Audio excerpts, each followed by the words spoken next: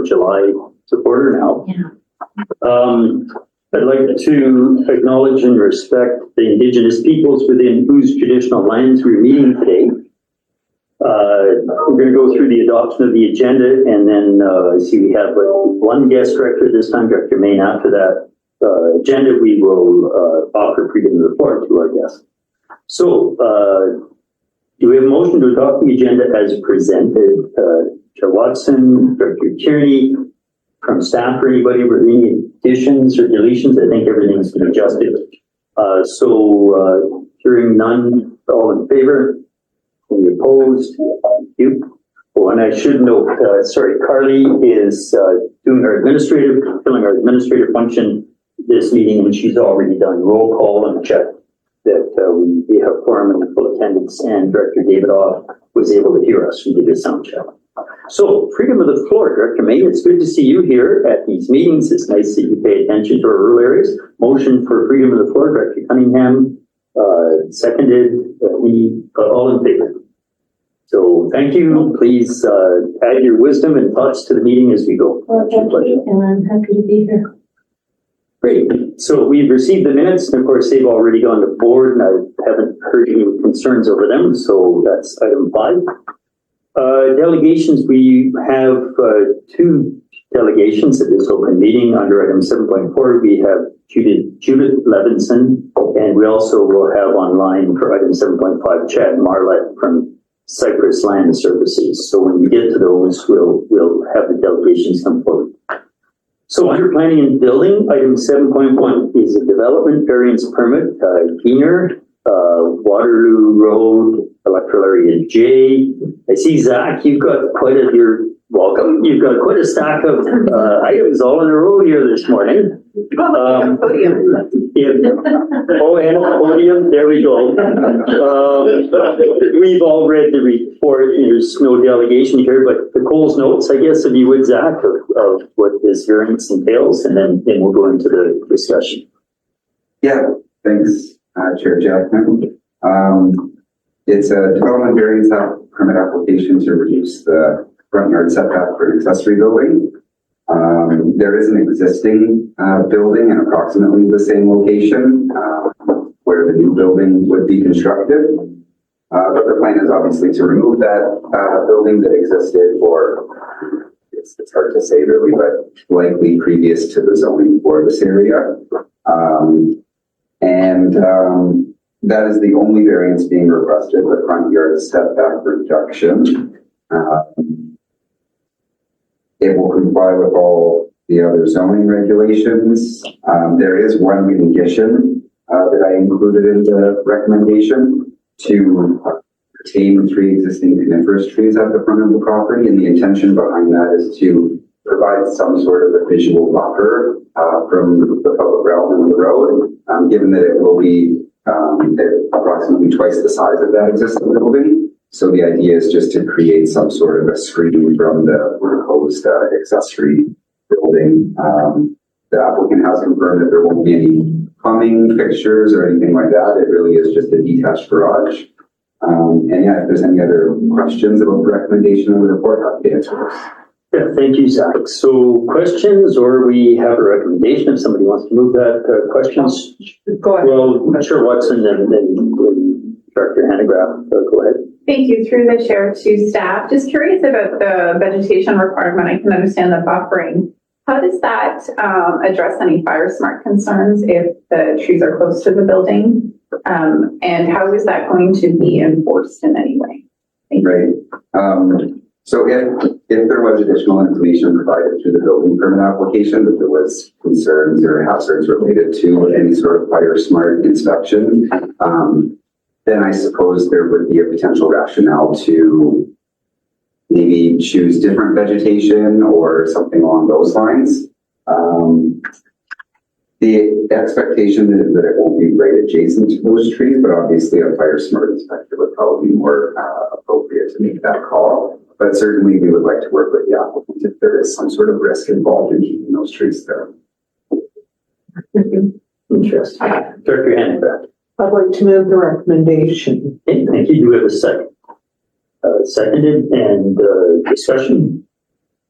I'm not concerned about the variety of buildings, going on down in that area. It's, remarkable, really, between the old and the new. And,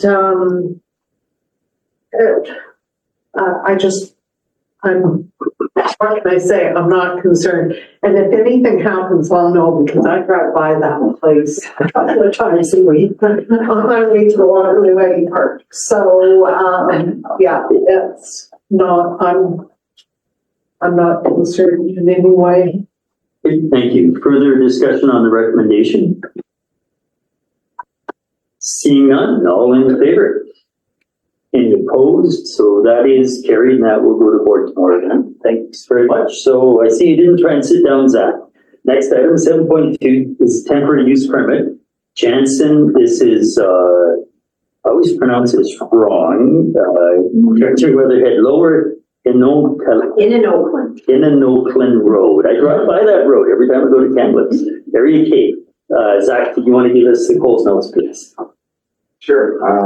So the property is presently vacant. There was previously a manufactured home on the property, but that has been removed.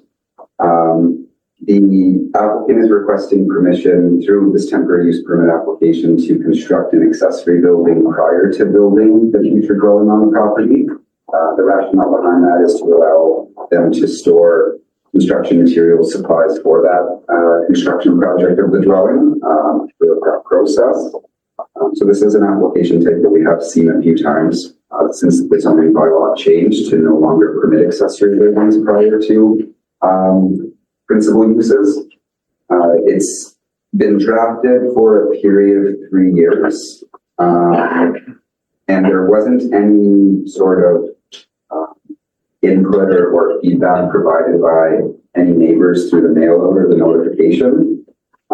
There is one condition, and that's informed by the comments that we got back from BC Hydro.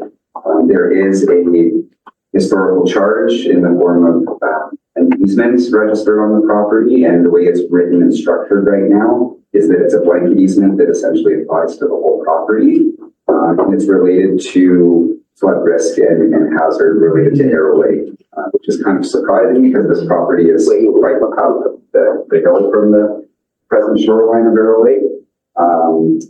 So the recommendation from BC Hydro is that we don't issue the permit until their concerns have been addressed, which are essentially revising that easement to only apply to a specific part of the property and not the entire property.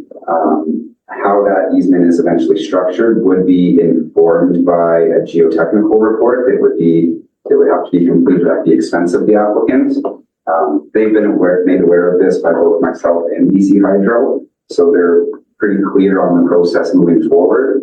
And it may be some time based on the information that's provided by BC Hydro in terms of the process to have that easement revised. Essentially, the charge that's currently on title would have to be discharged, and then a new easement would have to be registered based on the findings of that geotechnical report. So there will be likely a bit of a gap before this comes back to the board for final consideration of issuance of the temporary use permit.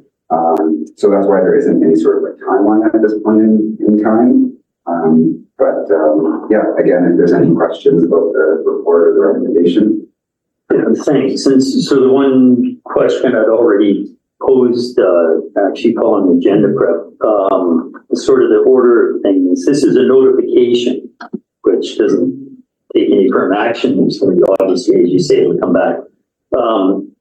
Do we hold off on that notification until we hear from BC Hydro, or is that such a long process that it needs to be concurrent? We go ahead with a notification, and then with the notification itself, state just what the state said. The public may not see anything else on this for another 3-6 months. But what's the order of things? For sure. So if the to proceed with providing notification, we would actually hold off on that notification until we have an idea that the BC Hydro concerns are pretty close to being addressed, because the actual notification for the issuance of the TUP or the notification that a public hearing is to be held would have to be closer to the actual board resolution. It's, I think, not less than 3 days, but not more than 14 days, as of the local government act. So we would have to actually hold off on completing the newspaper notification until that time. So it's fresh in mind. We don't want people to see something and then forget. Okay,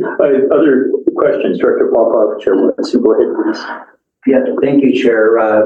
Question I have through the chair is the easement. It's a blanket easement, only covers floodplains, it doesn't cover a power line, is that it?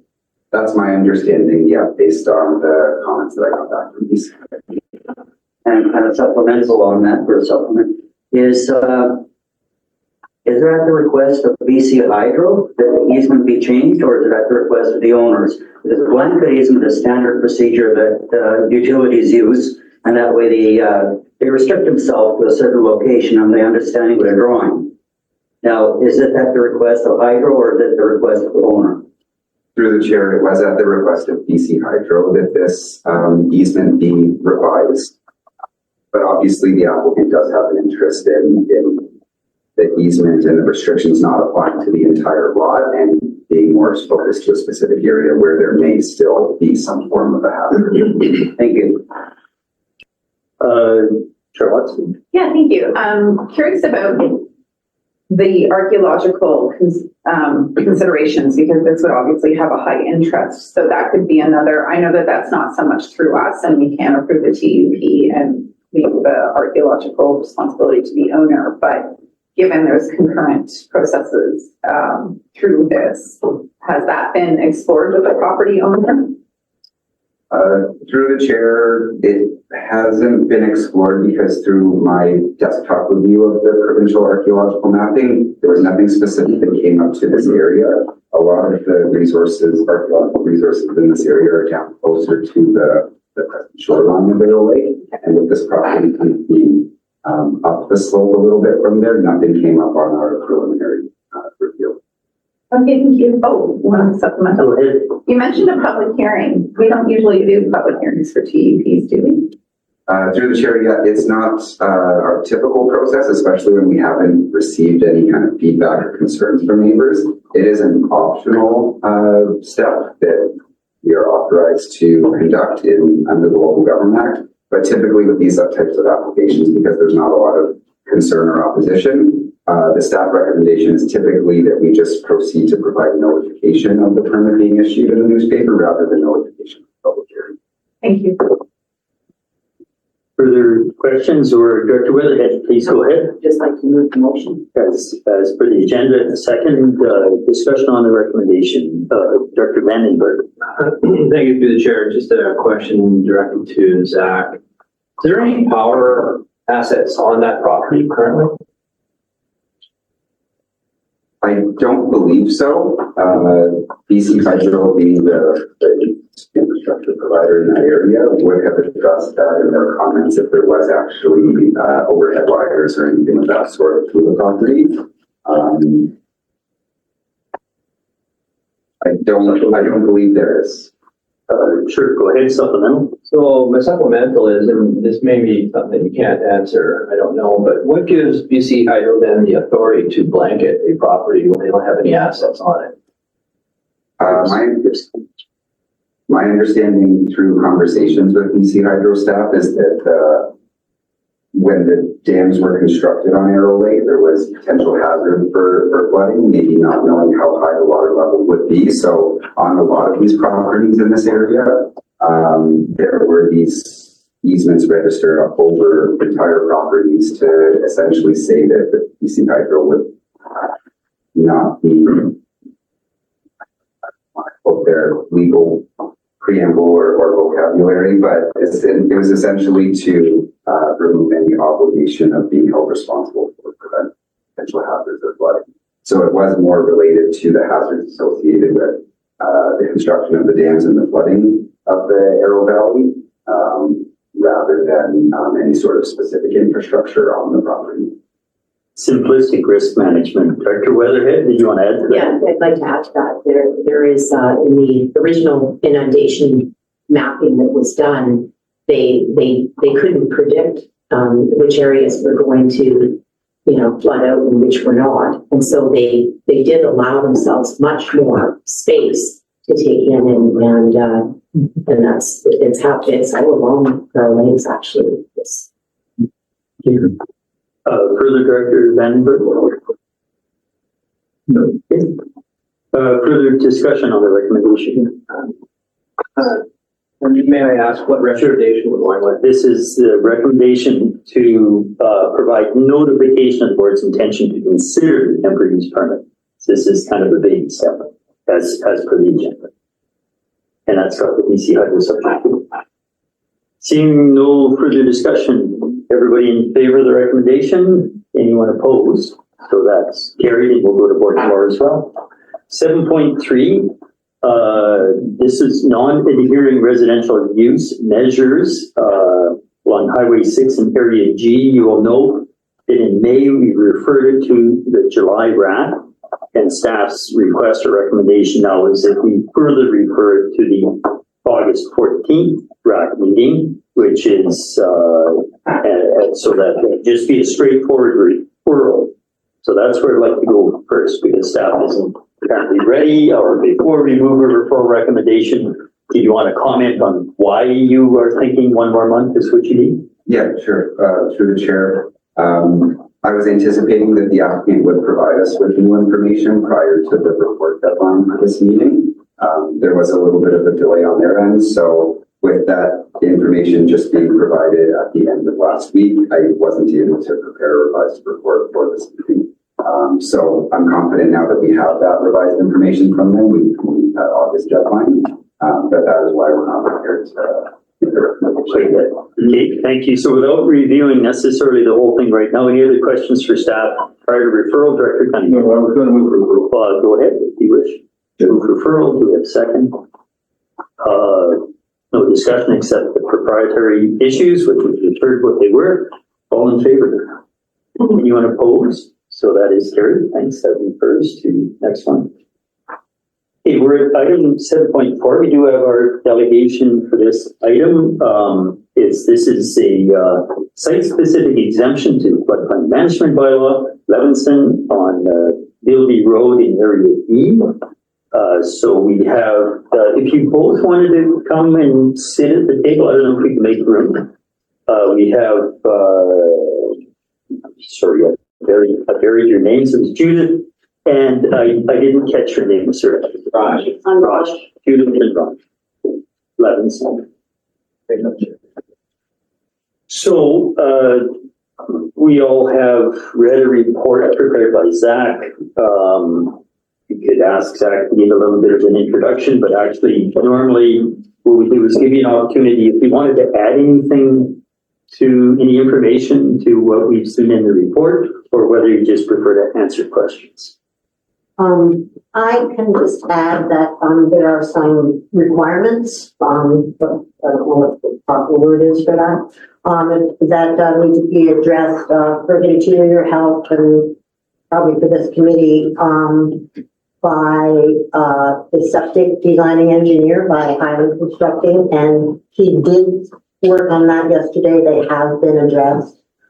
He did send an email, and there wasn't time, just like the last one, to get it into this report. So those things are and have been addressed. It's kind of all I have to say. Everything. That's all. I'm here to answer any questions. So, questions from committee members. Dr. Vandenberg, please go ahead. Yeah, so further to that, what was the recommendation of the septic system designer in terms of the setback that you're asking for?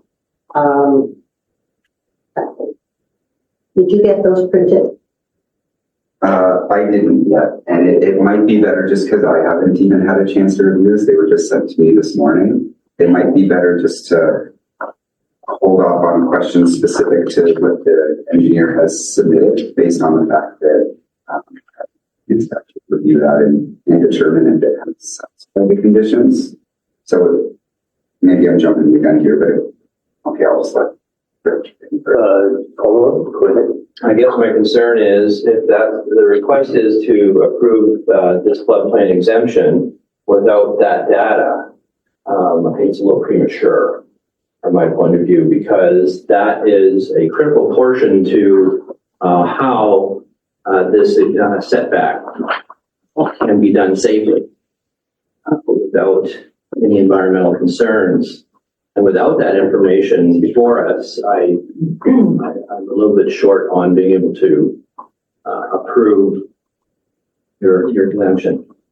I'm wondering, since it's set as a condition and he is dealing with it, if I could find an email and read that, would that help? It's not, Do it's you want not, me to answer, Chair? it hasn't been put in. Well, if you want to give her a chance to search, if that's okay, we can move to some of the other questions and then move back in a minute. So, did you have, Zach, did you have a specific answer to that? And then we'll go to Director Graham and Papa. Sure, yeah. I just wanted to mention that I think the condition adequately addresses the information that we need. So we're not kind of just blanket approving this right now. There are specific subjections or conditions that will require that further investigation or information that is kind of has been provided. I just haven't received it yet. And I guess the one other thing I would like to add is that the floodplain bylaw really just refers and speaks to buildings and the risk associated to buildings and structures. It doesn't necessarily specify specific setbacks for wastewater systems for whether it be creeks or Kootenai Lake in this case. So the regulations themselves don't necessarily speak to the required setback for a septic system, but based on the comments that were provided by Interior Health Authority, there was an interest from staff to require that further information from the engineer in this case to provide us that assurance that it's a suitable location and won't be impacted by either wave action or flooding. And I do have the email here if you'd like me to read it. Sure, go ahead and then we'll go back to the speakers list to be Graham, Papa, and Cunningham. Okay, with regards to the proposed layout of the site, you find the following comments. The design was changed from pre-seasonal cabins because it was too much of a footprint on that little piece of land. It's just going to be one structure. It's basically a 2-bedroom house for my son and his wife, with a 1-bedroom suite underneath for my husband and I, because we're elderly and we would just live below them, and that's all that's been proposed to do there. My husband and I have lived on that property for about 7 years, and there isn't a proper septic at all. There's no gray water. We just need a septic and to be able to have an insulated building to live in is all we're looking at. So basically, sorry, should I continue? Yeah, go ahead. This is in response to the question. Go ahead. Bedroom dwelling plus 1-bedroom suite, 1,700 meters a day. Please refer to this attached site plan for reference. Amendment has been sent to Interior Health. Backup area identified on drawings. That's one of them. There needs to be a backup area for another 50 years if someone decides to do something. That's been identified. Flood mitigation of the septic system is designed in the design drawings. The rise and lids to extend 535.6 meters flood elevation. And then number 2, a grade sand filter point of discharge at 5.6 meter elevation. Concrete tanks, watertight to be used. Access to the other one was access, was the third one. Access to the proposed tank and field will be established during construction and run close to the southern property line. To require additional information, please do not hesitate to contact. Thank you. And that's kind of information Zach would review in more detail, in fact, the IH if necessary, and see that satisfies as part of the subject too. Maybe we'll go through the rest of the speakers list and then we can always come back for a second time if necessary. So I have Graham, Papa, Cunningham, and Watson. Thank you. So not so much a question really as just a comment that the subject 2 that you've provided here seems to adequately cover all of the issues around the septic from my perspective. And as was discussed at the at our meeting with the AGHC. Thank you, Director Papa. Yeah, and thank you, Chair. On the same subject too, My understanding was, that a site assessment has been done, you just haven't had the opportunity to look at it. And that question comes to the applicant. The site assessment has been done? Oh, yes. Okay. Dr. Cunningham. Thank you, Mr. Chair. I don't know, to staff, what are the general, I need a refreshing, what are the general regulations with regards to septic systems and water courses? There is something, isn't there? I mean, I can't build a house and then put the septic system within, you know, a meter of water, it's some old river or something like that. There is a setback, general setback for these things. Through the chair, there are setbacks, but there might be guidelines through IHA, but it's a professional reliance model. So it's the recommendations of either the PN or the registered on-site wastewater practitioner that would assess potentially the water table or, groundwater, and then make that recommendation in terms of how far it should be. I don't want to quote a number. 30 meters to me sounds like what I recall reading, but it is a professional reliance model. So IHA provides guidelines, but it is based on the findings of an engineer and their recommendations. Great, thank you. Further. Supplementary. It just sort of scares me to do the public reliance model, because as I recall, one of the professionals was recently disbarred from doing septic systems because of the laxness in the way he was doing it. And that bothers me, because I would hate to think of people building close, in my area, close to Sawmill River, for example, with their septic system coming within just a few meters, and even in areas where the system may flood occasionally. And we have places like that that are really a concern. And we have had pollution from that, especially from older homes that were built there, again, 75 or 80 years ago. And now those problems are showing up. And this is a general question. I understand that you've done. I really am concerned about the fact that all we have is guidelines. I mean, shouldn't we have something in some kind of, I thought we did in some kind of land use stuff. But sorry, you can't build close to this place. Because we do talk about it with regard to the Spokane River thing. We've got lots of stuff on the Spokane River and about how close people can come and worried about flooding. But also, let's start worrying about these septic systems. Because maybe the water that's in that river is not as clean as we think it is.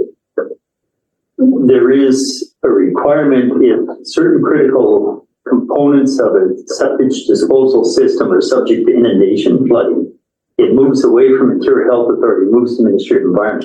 And there's other criteria. If you have a commercial laundry, car wash, other stuff like that, it automatically moves to Ministry of Environment. So I would hope that when the review of this septic report from the qualified professional is when you review it, that you make sure that there's no risk that this should also be looked at by Ministry of Environment. The other criteria that's pretty specific is perk rates, the higher they were, they used to be, the better. Let's get that stuff going. But now it's very specific in the practice that if you have a high percolation rate, very permeable soil, you have to look at slope and lateral distance and whether or not something will contaminate the water course. That's always considered. That's been in place for 20 years, I'm pretty sure. Things are the ones I've worked on. So again, I think the only trigger would be whether there's risk of flooding any critical component. That's why we have type 2 and type 3 systems. The perk rate is predictable. What happens to the effluent's predictable, but you will cover all that, Zach, in your review. Yeah, through the chair, there is an expectation that a report is provided that addresses all of the concerns, given how close it is to the natural boundary of Coogee Lake. And so there may be a requirement to just go back and request if the initial submission doesn't address all of those points that So, sure, look back to Cunningham, that I have watched that perhaps. You start hearing your words of wisdom. And yes, and I'm aware of that. That's why I'm bringing it. Perhaps when we start looking at because we have, the idea of type 2, 3 systems, the other systems beyond the type 1. And you mentioned things like percolation rates and so forth. We are intending to look at that. And I think that was mentioned last meeting. Perhaps we should also consider some of these other things and make sure that we've got the right kind of wording so that we can protect our water system. Okay, thank you, Chair Watson, and then the potentially somebody for the second time. Go ahead. Thank you, and welcome to the delegation. My question is related to something that isn't necessarily a requirement on our end, but is something we know is really important to the First Nations in the area. So the archaeological interests of Kootenay Lake does have a high level of those interests. And so I'm curious how you plan to address those, should you recover or find anything once you start building? And also I have a question for staff, but I'll wait until we're done with the delegation and focus on you right now. Well, when we begin building, we're going to be working very closely with Mass Environmental because there's a lot of mitigation and planting, and whatever the appropriate thing is, I'm with you about the archaeological importance. So I would need to. I don't have information about how to handle it, but I would like to have information on handling the problem. Thank you. Supplemental. Go ahead. So it's one of those, well, you'll notice going through this process, there's all sorts of different things to look at. Yeah. So the archaeological stuff, it's in the report in terms of where you would go. But I think if you need direction on how to do that, it's not through us, but our staff can probably give you some resources to follow. And it just helps. I think that the primary thing is, should you find anything, figuring out a way to return it. But also if you find anything, generally you want to stop digging and just pause. Not damage. No. Yeah. So thank you for being considerate of that. Yeah, thank you. And I'll be on the list when we go to staff. Yeah, I Thank have you. some points to raise with staff. Corey, did you have something to add to that? Go ahead. Just through the chair. Sorry. Welcome, Corey. I just saw you walk in and I said, welcome. Zach is being grilled for multiple items in a row. Zach, yes, please. Yeah, so through the chair, just to add on Director Watson's comments, Mass Environmental in their riparian assessment that they prepared for the related development permit application, they have already included the chance find procedures, which is standard for all of these projects, which essentially just says that if any cultural artifacts or archaeological resources are discovered through the development activity, everything is to stop. They would need to hire a professional archaeologist to help them figure out next steps. So staff support all of that, and yeah, it's to pass are aware of those requirements as well. Thank you, Zach. Hey, Cindy, go ahead, please. Through the chair, we also provide that information in the current stage. So it's double, make sure. Doesn't matter what site it is for every permission. Okay, so there's no other questions for the delegation, then thanks very much for answering the questions, providing information. If you wouldn't mind sitting back in the gallery, we will move to kind of the business portion. So more general, perhaps questions for staff, and then we do have a recommendation. I did see your hand earlier, Director Vandenberg and Chair Watson. I have some questions as well. Go ahead, Director Vandenberg. All right, thank you. Through the chair, to staff. So the recommendation comes with a number of subject twos. And of course, you'll work through those subject twos. Will this come back to us then? Or this is a cool question of procedure? Or then once we've given you an approval, does this then all stay within your purview and will this come back to us? Assuming, say, one or more of the items do not get resolved, let's say. So through the chair, once the decision is made or the recommendation by RAC today and board tomorrow potentially, it wouldn't necessarily come back to Rural Affairs Committee or the board. It would rest with staff to ensure that all of those conditions and subject twos are satisfied. And yet the approval wouldn't necessarily be issued until all of those items have been addressed. So those conditions. So number one is a straightforward condition that applies to all of these site-specific floodplain exemption applications. 2 and 3 were informed by IHA, and it was based on Interior Health Authority, and that was based on the constraints of the site, how small it is, how close the wastewater system is going to be to the shoreline. They had an interest in us including those conditions, and I had discussed that with the team leader of their Healthy Built Environment team. We agreed with the way that the conditions conditions were worded and everything, and how that adequately addresses their concerns. Supplemental. Go ahead. So then the issue as to how the septic system professional would suggest to manage the site, and typically that would be a type 2, because that's as far as that they can go.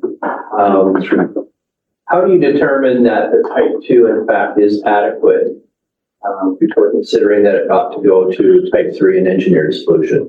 We're very close to the water's edge here, and we're being asked to reduce that from 15 meters down to 7.5. And so the septic solution has to be carefully weighed in this. Yes, Through the chair, it is actually a type 2 system based on my understanding, and that's why they hired Highland Consulting and who is Thank you. So it will kind of have that additional oversight, and I would be working with IHA, not being a wastewater practitioner myself. It would be something where they would help us with the technical review if a report is quite complex or there's kind of concerns or questions. It's always something that we could even have peer reviewed by other PNGs or wastewater professionals, or just have discussions with IHA to ensure all those concerns are addressed.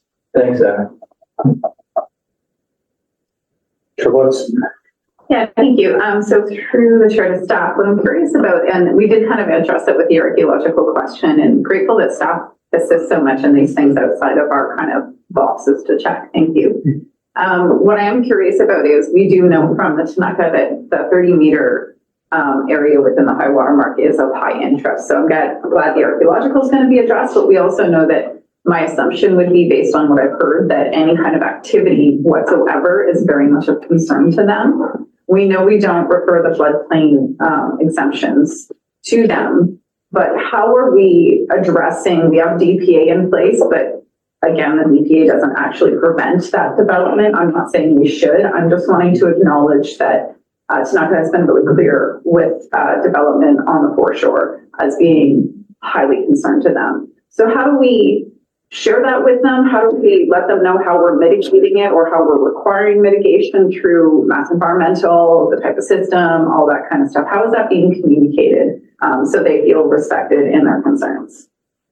So through the chair to Director Watson, they're not necessarily part of the referral procedure for floodplain exemptions, but when we get to the point, if we get to the point of going through that watercourse development permit application, they are one of the referral agencies that we send all of the information to. Sometimes they complete site visits in relation to that. Through the preliminary review, there wasn't necessarily any of those First Nations cultural artifacts, like based on the desktop review. But they will be referred on the watercourse development permit application. And if there are concerns at that time, we would try to work with them before any consideration of issuance of that development permit. Supplemental? Go ahead. Thank you. I just want to highlight, and we've mentioned this several times, that, once you get to the development permit area, we can't refuse a DP that meets the criteria. We've already approved a floodplain exemption. So at that point, you could get to something where, good to know, you have concerns. What are the tools to deal with those concerns? Because we've already approved the biggest biggest impact to the land. So I think, again, we always come back to this. It's a broader conversation. I just don't want to not address that this is a consistent conversation and input we hear from First Nations. And so I'm glad we're going to be reviewing our floodplain bylaws and looking at how and where we're referring, because I feel like the DP is the least effective tool to be on referral when it comes to the actual concerns being raised from the Tanaka. So I guess more of a general comment. Which, seeing no other speakers, I'm gonna, thanks for that, because it mirrors quite a little bit of my scribbling from my earlier read of this. So I'm going to open just for the general comment. I was on the boat with the federal fisheries warden when he pointed exactly the stretch properties and said, why are we assisting or enabling this? And that's exactly the stretch of land. Now, this goes back, of course, to Ministry of Transportation and Infrastructure that said, let's create a bunch of highly unusual lots stuck right against the water edge, hemmed in by railway. So I'm not looking for a response whatsoever at this time, and that's not our responsibility. But I think it is our responsibility is the order in which we address things in terms of priority. So this is sanctioning a greater potential impact on the land than would otherwise be possible through a process that is very much ours. And I think maybe this whole application should have been reviewed after we dealt with the environmental concerns and the other bigger concerns water course development application. It concerns me that we're dealing with something that in my mind, again as an engineer, is a non-starter. We can protect from flooding, we can protect from scouring, erosion, we can manage sewage. All of those are not issues. All of those are easily solved by technology. Whereas we have extraordinarily heavy pressure, which is, in my mind, developing an inequitable expectation of landowners' use and enjoyment of their land that we're not addressing first. The equitability of increasing the impacts on the foreshore and on the ecosystem in one area is totally different from how we are approaching those impacts in another area. This is somehow backwards to me. I'm not inviting any comment or response at this time. I'm just highly uncomfortable where we say, yeah, technology will solve this, and then we'll look at other stuff. When in other areas, we are completely the opposite approach in my mind. So I'm concerned about the way we go about this. I cannot take out of my mind that fisher warden's finger pointing across the lake. And that federal fisheries warden is Tanaha's own fisheries warden saying, why are we doing this? I sympathize for landowners who maybe have purchased something with an expectation of something bigger and better. But the potential to stop bigger and better and say you can replace on the spot with something that's no more impactful than it was before with a more reasonable and more effective solution to the septage, that's here and now. And we're just saying, well, we'll figure this out later. It is a concerning point to me. I don't want it to be a large debate today, but I do want it to be on the agenda as we move forward. Because it's not these people's problem, the way I've spoken a few months ago. It's not these applicants' problem. It's our problem. How we are going about things which technically are easily solved, but ethically, morally, in terms of dealing with our other stakeholders, to me, are in the reverse order. So I'm going to ask for either a recommendation or other questions for staff right now. Any other questions for staff or comments to make to staff? Do we have a recommendation on this? Director Grant, you can move this staff recommendation. Yes. Do we have a second for the recommendation? I will second that. Further discussion? The Area Planning and Heritage Committee was that this was a good use. That it was, they had gone through several iterations of what could be done, and what they had come up with was really something that was good. The reports were clear and concise, and I would say that Zach has done a good job with his subjects in terms of covering the issues with the septic, and those are the things that we have to deal with today. Yes. So I'm hearing comments which are larger, but at the same time, I think for this particular application, I'm supportive to move the recommendation that Ms. Up has brought forward. And well stated for what we're dealing with today. Any other discussion on what we're dealing with today? Hearing none, all in favor? Any opposed? That's carried the board. We're in committee, we don't record opposed. That's carried the board tomorrow. So as I said earlier, this goes to our board meeting tomorrow at some point. Tomorrow, late morning or early afternoon. If you were curious, you could monitor the meeting online. But thank you for coming in today. Thank you. Thank you for all your time and attention. I know it's challenging. Move to item 7.5, Innovation, Science and Economic Development Canada. That's Industry Canada. It's so much easier to say than ISCE. We do have, I see Chad online, and I was almost going to make sure he could hear and follow us, but Chad, just to do a sound check, are you, is the audio good? Yeah, can you folks hear me? Yes, no, it sounds good. And we also have Stephanie's online now. Yep. Oh, there you are, yes. Okay, so this is, maybe we'll let Stephanie, you just give the Coles notes. This is the request for us to give our response, or it used to be called comfort letter, I don't know what property is now, for this application on behalf of Dallas. Stephanie, do you want to give us a brief you, Catherine. And I just wanted to get everybody real. Oh, Stephanie, your audio is not good. You might have to dump your video to see if it improves. You might want to ask Chad to mute while she's speaking. Or yes, if you could also mute chat, that helps. Thank you. Thank you, Chair Catherine. My audio. Still a little sketchy. I don't know if you can move closer to the mic or something. Okay, is my audio better right now? No, not very good. I'm seeing head shaking. An option would be, I guess, if you wanted to try and phone in and not use your computer audio. Yeah. Work okay, Carter? Yeah, I'll try and call in. Maybe she might call in. Yeah. Okay, we'll just give it a minute.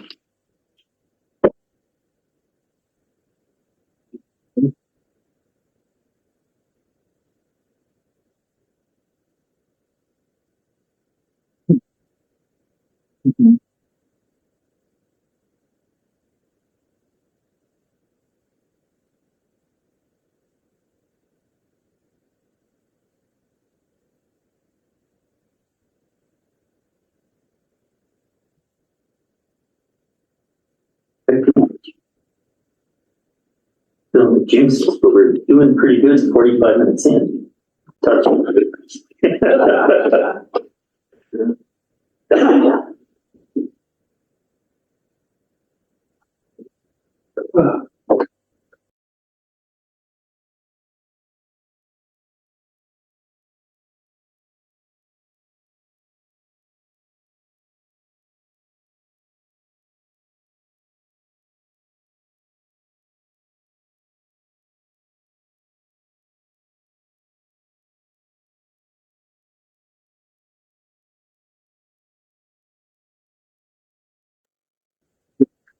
Okay, I see a phone icon. You want to give that a try, Sarah?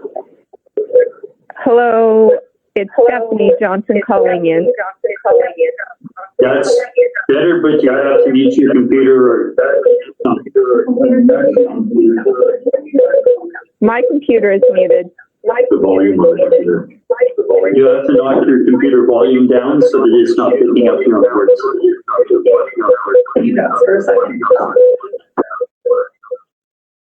Okay, is that better? It is. So we have Chad on the line, but maybe Stephanie, if you want to give the brief close note, then we'll go to Chad as the delegation and open it up to questions. Please go ahead. Yes, thank you, Chair Jackman. So as we all know, this is an Innovation, Science and Economic Development Canada referral for private land at 2578 Canyon Lister Road in Lister Electoral Area B. TELUS is proposing to install a 12-meter tall light-duty tower with 9 antennas and an equipment shelter at the base, enclosed by a chain-link fence compound area. TELUS currently has a tower on a nearby parcel and needs to have the facility relocated to this proposed location. Planning staff consider this proposal to be consistent with the Electoral Area B Comprehensive Land Use Planning Bylaw, and it's consistent with the policy section and the land use regulations. And as the Rural Affairs Committee knows, Tad Marlett, the agent for TELUS with Cypress Land Services, is also on the call and available to answer questions as well. Thank you. Great. Thank you, Stephanie. And again, welcome, Chad. You've been to this committee a number of times over the years. So we have your report, we have staff's report, or rather we have your letter and your background information. We have staff's report. So I guess initially, is there anything, information you'd want to add to what we've already seen? And if not, to entertain questions from the committee. Yeah, thanks, Chair, and thanks, committee. The only thing I'd add, and thanks, Stephanie, for the introduction of the project. TELUS recently purchased Swift, a rural internet provider, and it's in the process of upgrading those towers that they purchased with TELUS equipment. This is the only one that has to be relocated. It's providing rural internet service to basically the valley out there. So it's vital to the community that uses the service out there. It's pretty self-explanatory, I think, the project. It's a fairly minor structure in the scheme of things compared to telecommunication structures for cell towers and whatnot. This is basically just for rural internet. It's not for cellular service or anything like that. Yeah, and I'm happy to answer any questions. Okay, thank you. I have a question from Director Main. Please go ahead. Yeah, thank you very much. I noticed in paragraph 2.2 proposal, the tower will not have the capacity to add third-party equipment. And then on the following page, under policies, the OCP plan area requires to encourage the cooperation and coordination with and among utility companies for the provision of public utilities that service existing and future development. So if this tower does not have the capacity to add third-party equipment, how is this accommodating the requirement to encourage cooperation and coordination? Yeah, good question. I think there's really not many other rural internet providers out there. I think this will be the only one. Really, the tower is so small and so light duty. It's really not built to accommodate other users. You'd have to build, I guess, a bigger structure to add some other users or something like that. Really, it's just to provide a bit of equipment to keep the rural internet service operating out in that area. There's not a lot of income off of this. There's not a lot of users on it. So TELUS, I don't think, wants to invest a huge amount of money building a bigger structure or a taller structure that might, concern more neighbors and stuff like that. It's always a balancing act between building it to the height you need or building a bigger tower that might, affect the enjoyment of neighboring properties and stuff like that. So it's a bit of a balancing act, but it's also about the economics of just providing rural internet service out in this area and stuff like that. So I hope I answered your question. Oh, sorry, further, Director Main? Yeah, I'll just respond to that. Thank you for your remarks. Thank you for the opportunity to have a supplemental. Your statement that there is no other internet provider, that might be true at the present moment. But as we all know, as technology changes, as population grows and development increases, that can and will probably change in the future. And I foresee, multiplication of smaller towers rather than this being able to provide that service to other users as well. So, to me, it's an ideological viewpoint, and I really would love to see TELUS responding in what they do to those other requirements. Thank you.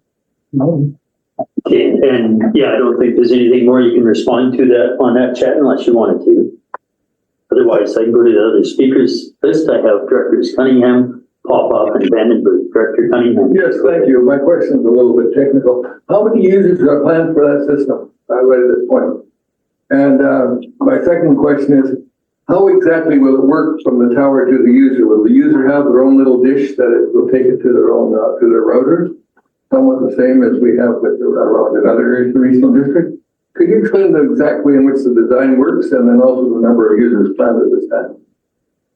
Yeah, I don't know if I can exactly pinpoint how many users are out there. I don't know, but it'd probably be in a few dozen, maybe, I think, off of this tower. It's not that many.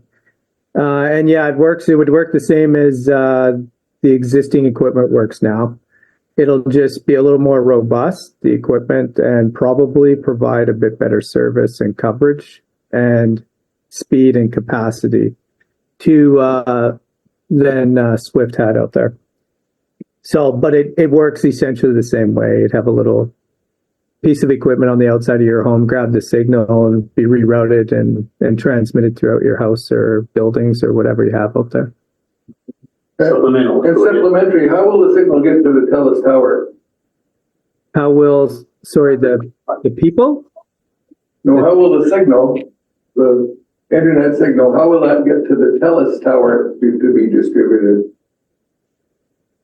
It's coming through the equipment at the base of the tower, and then it just shoots the signal out of the antennas at the top of the tower. I understand that. Where does TELUS get the signal at this point? Or is it Like it- Fiber to the site? fiber to the site? Yeah, I believe so. It's fiber to the site, and there's existing fiber out there Right. that's providing the service now. All right. Thanks, Chad. So we have Directors Papa and Vandenberg. Yeah, thank you, Chair. To expand on what Director Main has said, is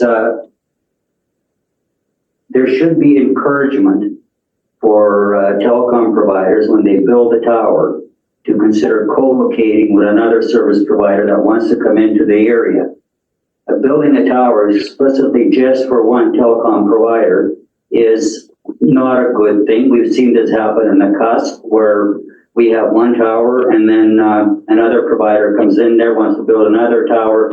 So we're going to be saturated with towers. So my recommendation to TELUS would be consider building a tower that can accommodate other service providers in the area. And the second question is, will this tower be able to provide 5G? Chad. This tower is not for cellular purposes. It's just to maintain rural internet service to households out there. Has nothing to do with 5G. Other users using it, I mean, when we say it's not really built for third parties and stuff like that, if a third party has, depends upon the type of equipment they have, they could add it lower down on the tower and it may be structurally sufficient enough. I think we're just being overcautious saying we're not building a big tower here. We're building a fairly modest structure that's already out there to maintain the service to the community now. I mean, you could indicate to TELUS you'd like to see some bigger tower, bigger structure to provide other services to folks out there, like wireless services. But that's not the plan for TELUS in this particular area at this particular spot. Perhaps when we're finished with the delegation, we can ask staff if they might be able to include something. I don't know if we have a policy. I mean, it's kind of a more countrywide, nationwide policy to allow co-location. But perhaps that could be included in the response letter. That's something we can address after the delegation. And, as a suggestion or recommendation, encouragement, I think was the words Director Papa used. Director Vandenberg, please go ahead. Thank you. And I want to just back on the comments of Director Main and Director Popoff, exactly those things that I was wondering about as well. Not having co-location and shutting the door to competition. And then, 5G not now, but is there any restriction from TELUS throwing 5G up there in the future without consultation to the public is my question to you, sir. And then I have another supplemental to the director of that area. Basically going back to the 5G, I think that's the question. No, they wouldn't add it to this structure. It's not like I say, it's not meant for cell phone provision. The existing cell towers in Creston and rural areas, they can all be upgraded and probably have been upgraded with 5G. There's no consultation required for that when a structure is already up. But this tower is just to maintain, again, rural internet service. It won't be used for cellular service or anything like that. It's not a robust enough tower.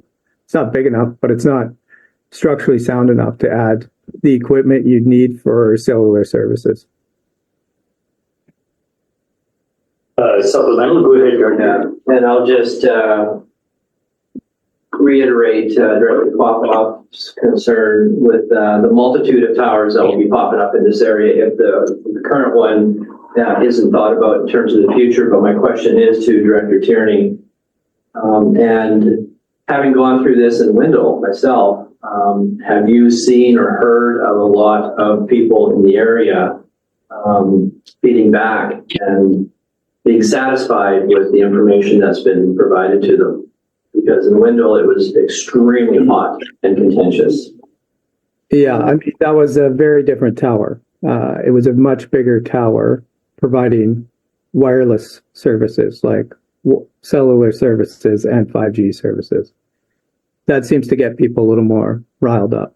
This, again, is to maintain service to people out there for their home internet. So, you know, they're generally behind having that infrastructure up there so that they can still have internet service. Really, there was only 2 people notified. One did express concerns about health and safety, and a multitude of other things like the road that's not opened out there and all sorts of things. And then the other was the Mark Anthony group that has wineries out there, and they're just wondering when the service is going to be switched over to TELUS. So no questions. Chair was Okay, sorry. Thanks, Chad, for that. I think Director Vandenberg, you wanted to pose a question across the table to Director Tierney, or did you want to hold that for? No, I do. I just want to make sure that Director Tierney understands that people don't see it as clearly as Chad is outlining it, and so effective communication to the people that are concerned in the area is a must. I'm just asking if Director Tierney has had any concerns. People are raising that issue with you. Can we hold that from the delegations complete answering their questions? Because that'll be part of the conversation on the recommendation. And two thoughts have come to my mind already. But seeing no other questions right now, I do have one then for you, Chad. The time sensitivity of this, my understanding, I mean, some of us are very familiar with SWIFT. We've seen them receive grants from various sources, CRTC and other provincial grants to expand and build the system out. They have probably a dozen towers of this nature. So I think the questions being posed in terms of reassuring the public what's going to happen in the future, whether with the ability to co-locate or do something else on these towers, or whether or not there's some understanding that there's a limitation. These won't become 5G towers necessarily. That can all be incorporated into our comfort letter, into our, using the wrong term, our response letter. So my question to you is, thinking that we may want to issue that letter next month after we see a redraft, how time critical is this? Is there any issue with the current tower that it wouldn't continue to provide good service for another month or 2 or 3? Is this time critical? Yeah, it's very time sensitive. That tower has to be switched over to TELUS for contractual commitments and providing the service to the community out there. So I think we're already at the, probably 120-day mark for doing the consultation with the regional district. So it is quite time sensitive because it's not like you can just put this up on a day's notice. It takes a couple of months for the installation to take place as well. So they've got to procure the tower, get the tower, get it operating effectively, and then they can shut the other tower down and then provide service from this tower. So, I mean, it's fairly time sensitive at this point. Most of the other towers have been switched over or being switched over right now. This is the only one that had to be relocated. Okay, thank you. Then I see there's a question from Director Davidoff. Please go ahead. You have staff that I think wanted to respond to that question. Oh, Stephanie. Sorry, Director Davidoff. We'll go to Stephanie first. Did you have other information on this? And then to Director Davidoff.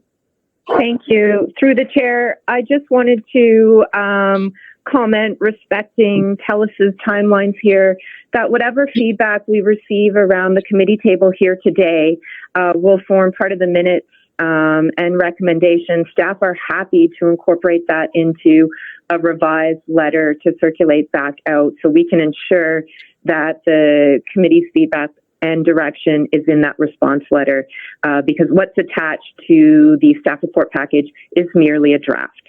Thank you. Okay, thanks. So we wouldn't necessarily refer anything. We may just modify the letter. Director Davidoff, please go ahead. Yeah, so what piqued my question was that you're saying you have to switch over. So who is the current, who's got the license to operate in the area? Is this another provider? Yeah, right now it's SWIFT. and TELUS is taking over the provision of this service. I don't exactly know the date and time it has to be. TELUS takes over the operation. It might be already. I'm not 100% certain, but it is imminent that SWIFT will be moving away from providing the service and TELUS will be providing the service. Okay, and supplemental, Chair? Yeah, so one of the concerns that we've had in looking at provision of all services, and one of some of the logic behind having towers that can have other carriers is competition. So if this is approved in this format, with this size of a tower, the only way that a competitor can come into this service corridor is by building their own tower. Is that correct, to the chair? Is that through to me? Sorry. Yeah. Yes, please. I'd say if there was a small amount of equipment that needed to be added to a tower, that this tower could probably accommodate it. It's all up to what type of equipment somebody wanted to provide. But I mean, the SWIFT towers that are out there now, they typically couldn't you couldn't add anything to them either. But all I'll say is it's critical to get this tower in place to maintain that service at this time. Thank you. Yeah, if I have just a couple more speakers with questions for you, Chad. We have Chair Watson and then for the second time, Director Vandenberg. No, Director Staff. Okay, we'll hold yours. Go ahead, Chair Watson. Thank you, Mike. Okay. I'm not sure that my question is for Chad, but I'm gonna ask it now just in case he has insights to it. I just want to highlight that the federal policies around towers are not within TELUS's realm to amend. What I want to note is every time we have a cell phone or any kind of tower application, we talk about the same thing, which is we don't like that they can't use the same towers. We don't like that there's going to be multiple towers, and I don't disagree. I also don't like it. It's really poor planning. But what I want to highlight is I'm pretty sure that TELUS as a for-profit business is not in the business of ensuring cooperative enterprises for other businesses. So the issue we need to raise is actually advocacy with the federal government around the requirements for towers, and that co-location, I don't think it's the right term, but cohabitation on the same pole should be a requirement, because what we're getting is an increasing amount of infrastructure that takes up a lot of land and is not considerate of the actual overall access issues. And so perhaps if Chad has insight on, is that correct? Or would TELUS be willing to explore this? Yes, that is correct. I mean, the federal government sets these rules. And typically when we're going to build a cell tower, I do a lot of cell towers. I don't do many of these small internet towers. We ask the other companies if they want to join in on the project or co-locate on it from the onset. And so at that point, there would be an acknowledgement by whether it's Rogers, Bell, Freedom Mobile, other wireless providers. If they wanted to add equipment to the tower, then the tower would be provisions to accommodate those other users. In this instance, the tower is so small, there's no point in asking the other communications companies, bigger communications companies, because that's not the intent of this tower. It's a very small tower. I understand you guys might want a bigger tower out there. I don't know if the neighbors would. We're basically just trying to maintain that service out there now for the few customers that are there. But yes, going back to, it's the government that sets these rules. Supplemental, go ahead. Thank you. I just want to highlight the provider, Castle and Finette Society, has faced this significantly. They went underground because the ability to go onto other poles was too expensive.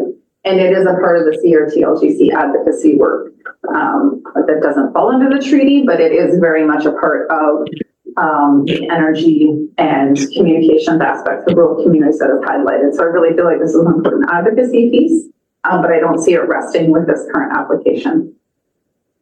So we've got a couple more people to ask you questions, Chad. So for the first time, Director Tierney, then for the second time, Director Papa. Please go ahead, Director Tierney. Who's the area director for where this location is? Okay, thank you, Chair.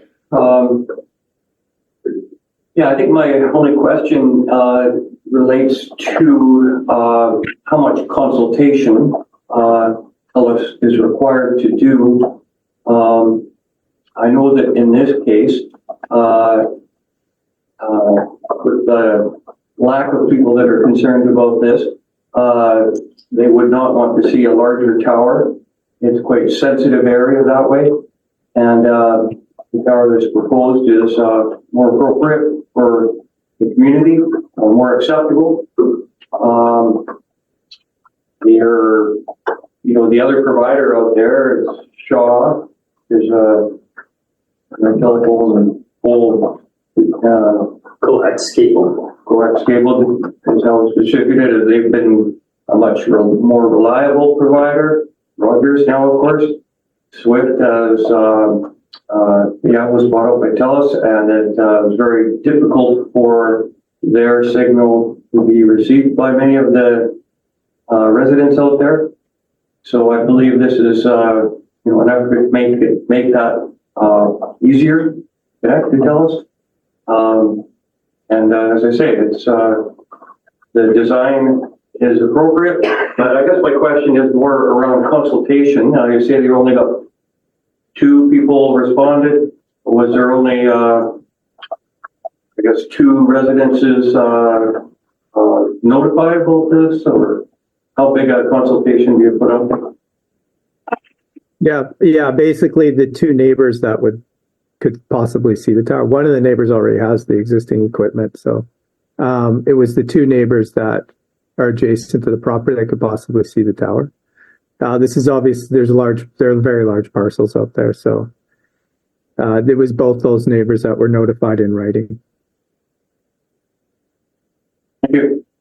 So one more speaker during this part of the delegation for the second time, Director Papa. Please go ahead. Thank you, Chair. I believe I've got an answer to my question by Director Turney that Shaw, which is now Rogers, is in the area and they have coax. But my concern was that other internet providers or possible internet providers were not approached to see if they want to co-locate on that tower. So that was the only concern that I had. Thank you. Okay, so Chad, I think you're off the hook, at least for now. We will now consider the recommendation from staff. Questions to staff and or can make the recommendation. I do have Director Vandenberg wishing to pose a question to staff.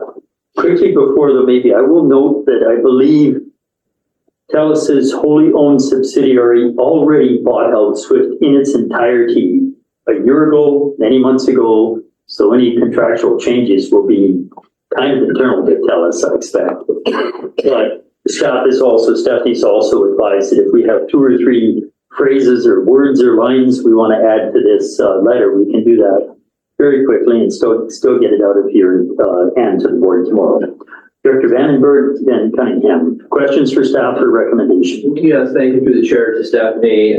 Thank you for the promptness in which that you would pen paper a letter in response.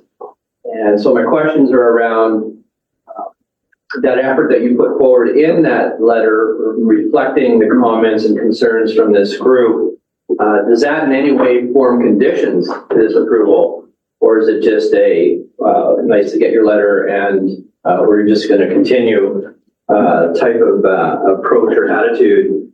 So that is my question. My comment, though, would be is that Swift was subsidized by this group, RDCK, quite a bit of money a long time ago, and then TELUS came in and took advantage of that. It's business, I get it. But I remember that in my research very vividly. So, Stephanie, my question is there acknowledgement to that which forms the letter in this regard?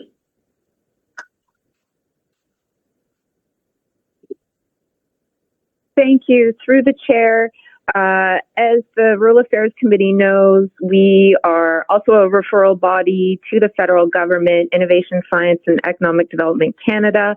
Unfortunately, I can't speak on behalf of the federal government as to how they review the relevant local government's referral response. As I mentioned earlier in this meeting, staff would be happy to strengthen our wording related to co-location and the concerns I'm hearing around the committee table about that and add additional comments. But unfortunately, since we're not the approval agency, I'm not able to comment on the weight of the local government's letter. Thank you. Thank you. Hey, Director Cunningham. Yes, thank you. My concerns are with regards to local notification. The requirements under the Act is a rather small footprint for the people who have to be notified. And I understand that only 2 families or 2 people were notified because that was the requirements under the Act. Could we in our letter include requirements or requests to expand the number of people who need to be notified? At least within, I would say, a kilometer or so, because anybody within sight of the tower, or, can we do that? Can we put that kind of a thing in our letter? I would certainly like to see it. It's beyond the requirements of what the feds require, but it certainly, I think, would make sure that we're moving within what the community might require. You only got 2 letters, maybe because there were only 2 families notified. And that's what I might refer I guess to you, Stephanie, but my understanding is we opted not to create an RDCK policy on tower location, but we deferred to the FCM policy. But Stephanie, we don't have any other policy or criteria separate from what the FCM, I haven't got the right word on the tip of my tongue, but that template to how we address tower locations. Yeah. We don't have anything beyond that, do we? Through the chair, that is correct. I mean, we can certainly include wording about additional communication or consultation or outreach to the public. We can include that wording. However, how it relates to meeting the federal government's consultation requirements and the impact that may have, is a different level of government. But certainly we can incorporate something into the draft response letter that reads to that effect. Thank you. Further, or Nelson, please go ahead. Chair Jackman, I wanted to point out there is on our work plan, like the corporate work plan, an item to draft a policy to address this issue, and it's resting with corporate services. With Mr. Morrison. Thanks. So.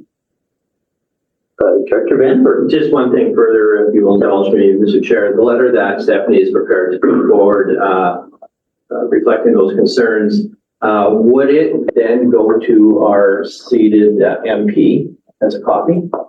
Because this is a federal matter. We're looking at, we're tied, our hands are tied from a federal point of view. I think it is wise for us to at least bring this issue to our MP. If any kind of letter that's going to be struck and forwarded. Just a suggestion. I don't know if that's appropriate, but I can't see why it wouldn't be. And at some point, all of these policy discussions will be at board, not at BRAC as well. That's the other point I think we have to address. Mm-hmm. I'm wondering, Stephanie, then if you were able to capture something along the lines that, you may want to include lines such as, in principle, the RDCK encourages provisions for co-location of other service provider equipment. But in this circumstance, our understanding is the new tower use will be exclusive to the maintenance of the current level of service in that area. Something along those lines. That it's nice to see co-location, but this is simply to maintain existing service levels. Does that sit okay with the committee? Not seeing any objection. Those words are clunky. I would leave it to staff to incorporate them as they want. So we do have a recommendation here, and we could have somebody move the recommendation with the inclusion of the concerns discussed. If there's something along that line, Director Popov? I will move that recommendation. So the staff recommendation and then adding the words with inclusion of points raised by committee. Seconded, Director Tierney. Do you need any further clarification on that, or are we good? Seeing no comments, all in favor? Any opposed? So thanks very much. Not a simple topic. Thanks, Chad. I know this is complicated situation no matter what site you're choosing, but thanks for joining us again today and giving us your input and expertise. Okay, thanks, folks. Thanks for your time. Okay, so to the committee, we were trying to line up our in-camera session with a guest for 10:40. The idea being we would take a break at 10:30, then we would run through the online and in camera by 10:40, which is not very far away. So the person who will join us in camera is ready now.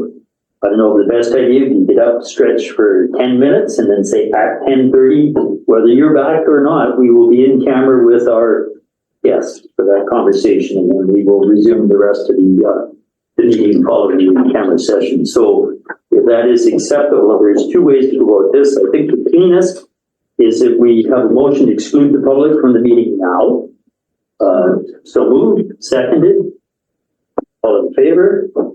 If we would entertain a motion to recess and reconvene the camera now. So moved, Vandenberg, Watson. All in favor? Thank you. So we are in camera. We